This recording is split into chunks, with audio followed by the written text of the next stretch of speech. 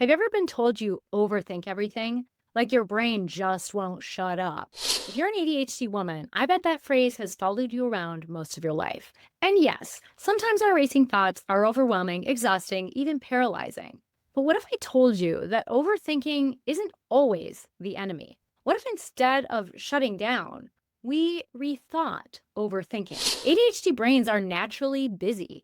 Fast, curious, full of ideas, taking in all the stimuli, thinking of questions, possibilities, and worries. But somewhere along the way, we started calling this overthinking. And let's be honest, it's usually said with a judgment. You think too much. You're making this harder than it has to be. Just stop spiraling. As if we could do that. And sometimes, yes, we are spiraling and it may not be effective.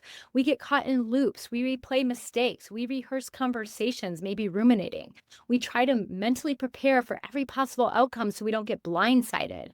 But when we label all of this as a problem, we miss something really important.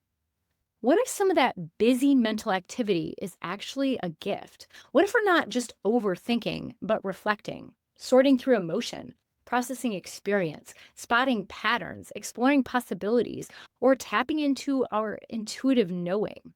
The difference between overthinking and reflection isn't about how much we think, it's about how we relate to our thoughts.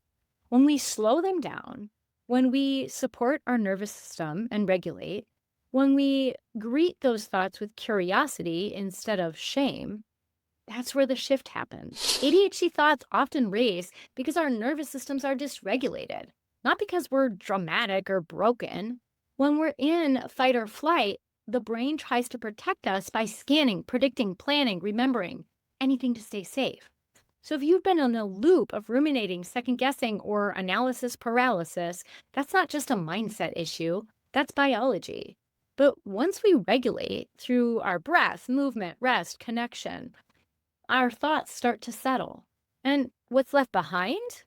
Insight, creativity, deep knowing.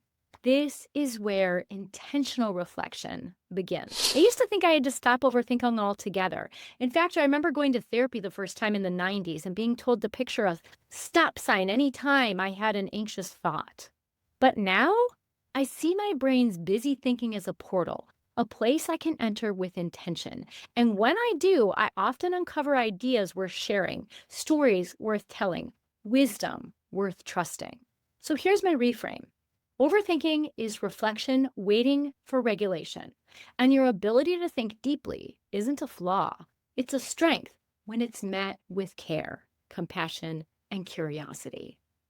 And if you're ready to stop shaming yourself about your ADHD and stop making yourself small just to be pleasant for everyone else, I've created something to help. It's called the Self Love Woman Way: How to Stop Playing Small with ADHD. It's a journal book experience designed for ADHD women who want to reconnect with their intuition, process emotions, and stop shrinking into the overthinking spiral. And it's not just a journal book, but actually a full experience that comes in a keepsake box that matches the cover and with items that you get to use for a beautiful self-loved woman ritual that I created just for you. It's not about calming your mind. It's about honoring it and honoring all of who you are. Learn more or grab your copy at jenbarnes.org, or you can check out the link in the description. You are not too much. Your thoughts aren't wrong, and your reflection might just be the very thing the world needs. I'll see you in the next video. Take care.